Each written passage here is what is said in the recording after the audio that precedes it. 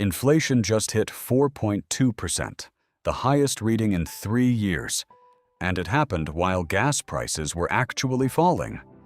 If your paycheck feels like it's buying less every month, you're not imagining it. You're living through one of the worst budget squeezes in years. Here's the strange part. Gas is actually down from its peak. It's the rest of your budget that's quietly catching up. In the next few minutes, I'm breaking down exactly where this inflation spike is hitting hardest, why the Fed isn't riding in with rate cuts to save you, and the specific money moves I'd make this week if I were managing my own budget through this. Not vague tips, actual numbers. The Consumer Price Index, the official inflation number, jumped 4.2% year over year in May. That's up from 3.8% in April and 3.3% in March. 3 months, straight climb. The trigger is gas, tied back to the war between the US and Iran, which shut down shipping through the Strait of Hormuz, a waterway that normally carries a fifth of the world's oil.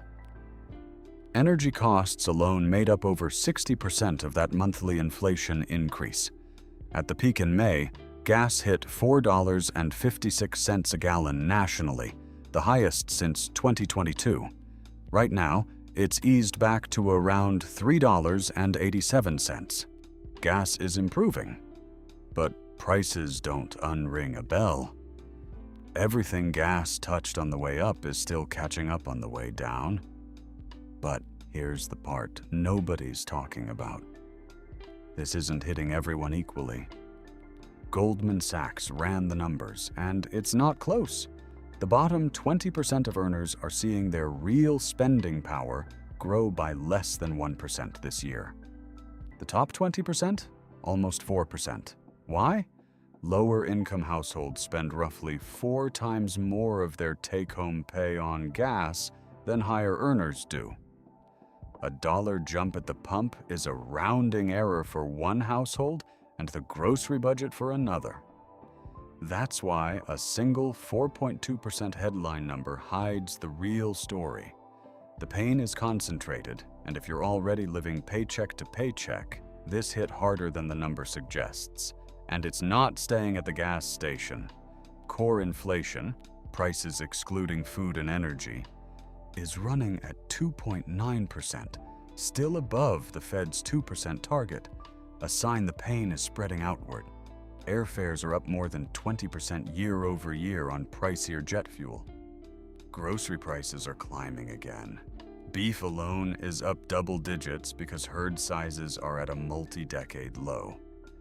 None of these show up at the pump, but they all started there. So why isn't the Fed just cutting rates to help? Normally, when the economy slows, the Fed cuts rates to make borrowing cheaper. They can't right now because inflation is moving the wrong direction. Cutting into a rising inflation environment risks making it worse. That's the tightrope the new Fed chair is walking. Result? The 30-year fixed mortgage rate is sitting around 6.17%, actually a 2-month low, but nowhere near the 3% rates people got used to a few years back. If you're waiting on cheap borrowing to bail out your budget, you might be waiting a while. Okay, it's not all bad. There's one place this environment is actually working in your favor. While borrowing got more expensive, saving got more rewarding. High-yield savings accounts are paying up to 4.10% APY right now, against a national average savings rate still stuck at 0.38%.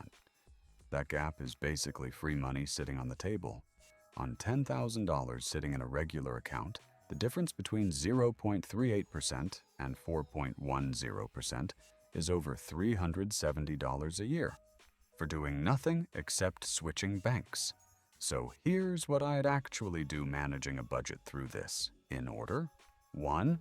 Move your cash. If your savings are earning under 4%, that's the easiest, lowest risk fix on this whole list. No investing knowledge, no risk, just moving money from a bank paying you nothing to one paying you 4%. 2. Don't touch your long-term investments. Inflation spikes tempt people to pull money out until things calm down.